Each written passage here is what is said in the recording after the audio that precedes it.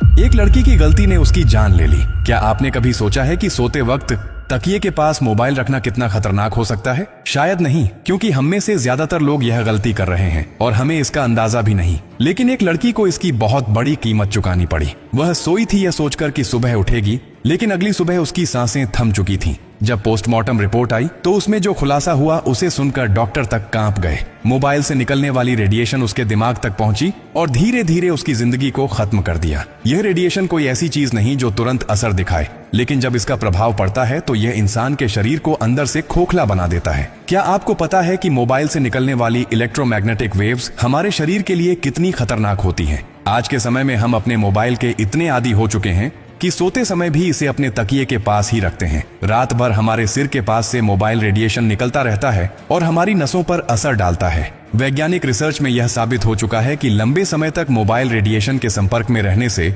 Brain tumour, nervous disorder, memory loss और कई अन्य गंभीर बीमारियां हो सकती हैं। कैसे असर करता है मोबाइल रेडिएशन? मोबाइल फोन से निकलने वाली हाई फ्रीक्वेंसी रेडिएशन जब शरीर के टिश्यूज से टकराती है तो धीरे धीरे शरीर में गर्मी बढ़ती है। यह माइक्रोवेव ओवन की तरह काम करता है जो आपकी कोशिकाओं को अंदर से नष्ट करने लगता है। इसका सीधा असर आपके मस्तिष्क, हृदय और प्रजनन क्षमता पर पड़ सकता है। एक वैज्ञानिक अध्ययन में पाया गया कि जो लोग रात भर मोबाइल फोन अपने सिर के पास रखकर सोते हैं, उनकी नींद की गुणवत्ता खराब हो जाती है, जिससे मानसिक तनाव, डिप्रेशन और सिर दर्द जैसी समस्याएं बढ़ जाती हैं। इतना ही नहीं, मोबाइल से निकलने वाली ब्लू लाइट हमारे शरीर में मेलाटोनिन हार्मोन को प्रभावित करती है, जिससे नींद की समस्या हो सकती है। क्या आपको पता है कि 10 साल से ज्यादा समय तक मोबाइल रेडिएशन के संपर्क में रहने से ब्रेन कैंसर का खतरा 4 गुना बढ़ जाता है? WHO, वर्ल्ड हेल्थ ऑर्गेनाइजेशन भी यह चेतावनी दे चुका है कि मोबाइल रेडिएशन कैंसर जैसी घातक बीमारी का कारण बन सकता है। यही वजह है कि कई देशों में 16 साल से कम उम्र के बच्चों को मोबाइल फोन का अधिक इस्तेमाल करने से मना किया गया है। क्या सिर्फ तकिए के पास मोबाइल रखना ही खतरनाक है? नहीं।